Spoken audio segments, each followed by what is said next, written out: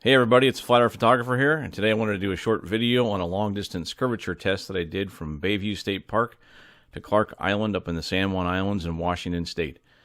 The distance between the two locations is approximately 19.59 miles over water, and I used a regular DSLR camera as well as an infrared DSLR camera to capture the images.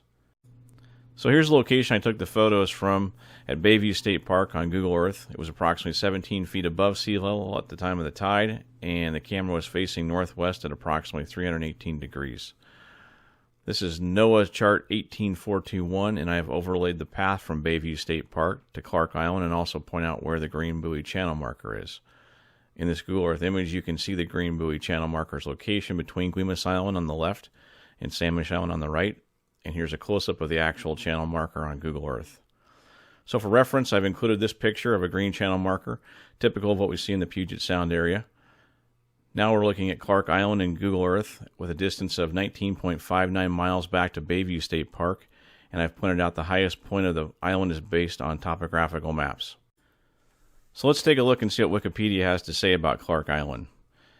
It is an island in the San Juan Islands in Washington State. It's located near Barnes Island off the northeast coast of Orcas Island and is 55 acres in size. If you look at the yellow arrow, Wikipedia indicates the elevation to be 95 feet in height. This is an infrared shot looking northwest at approximately 318 degrees towards Clark Island, and I used a 50mm lens, which is very similar to what the human eye sees at. I could not see the island at the time I took the photo, but the photo zoomed in here, you should be able to see the slight whitish outline going across the horizon, and that's Clark Island. Now let's take a look at a telephoto shot using a 1000mm lens on a regular DSLR. As you can see, the green buoy channel marker is indicated on the left at 6.45 miles from Bayview State Park, and the red channel marker is at approximately 8.16 miles on the right. You'll notice from the NOAA chart map, the two buoys line up in relation to the direction of Clark Island from where I took the picture. In this regular photo, you're able to see a lot of Clark Island, and you can see the green buoy channel marker on the left-hand side as well.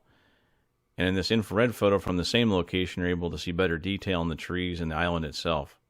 So infrared definitely makes a difference when it comes to showing detail when we compare these two images as seen here.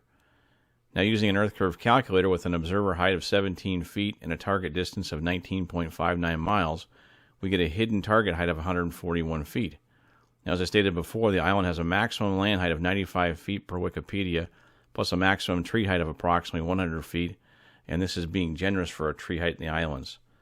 So if we go worst case scenario, the island is approximately 195 feet tall at its highest point.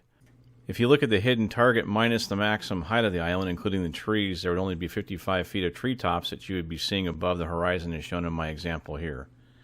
Yet you can make out all the different types and shapes of trees and even what appears to be a rocky dark coastline of the island. Now let's take a look at Clark Island from Orcas Island looking west, and you'll notice the lower portion of the island between north and middle and how they compare to the infrared picture, and also notice the dark edge coastline. To me, this is clear evidence that there is no curve. The infrared image clearly shows the shape of the island, individual tree shapes and sizes, and even a rocky coastline. At a distance of 19.59 miles between the two locations, the globe map tells us 141 feet of the island should be hidden from view, but it's not from what I can determine. As many others will say, including myself, don't take my word for it, go test it and see what you can come up with. It's only through personal observation and testing that we can truly start to see the world around us. That's it for now, guys. I hope you enjoyed the video. Please like if you like, and please don't forget to subscribe to my channel. Peace, everyone.